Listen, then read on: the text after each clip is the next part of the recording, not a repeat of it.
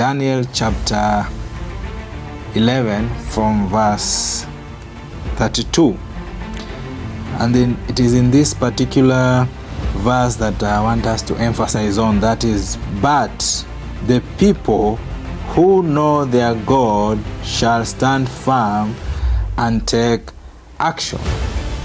You see, Daniel, Meshach, and Abednego, these four young men were taken to Babylon as captives. When in 586 BC, when King Nebuchadnezzar took hold of Judah, because of its disobedience and corrupt ways, Judah was taken to Babylon as captives. But despite Judah being in Babylon, we see God's hand and God's favor upon his people. Now we have these four young men, these Hebrew young men, who refuse to give in to the decrees of the king, or that is Nebuchadnezzar.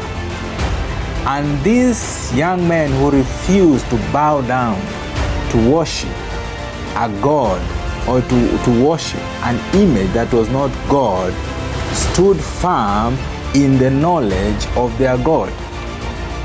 What made Daniel, Meshach, and Abednego stand strong, it is the knowledge that they have of whom their God was.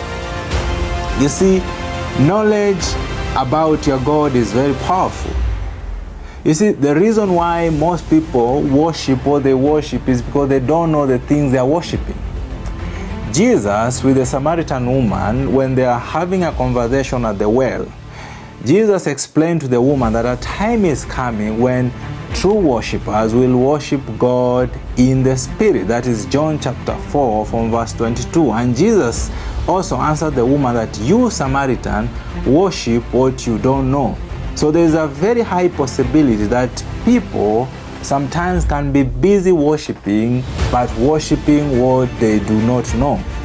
So the question is, what do you worship? Because anything that you put before God, that thing becomes a God to you with a small g. Anything that you put your trust so much into, whatever, if it's money or it's people, that thing becomes a God to you. Now, the question is, will that thing save your soul when the day of the Lord approaches? If it cannot, then that thing is not worth of your time and your soul.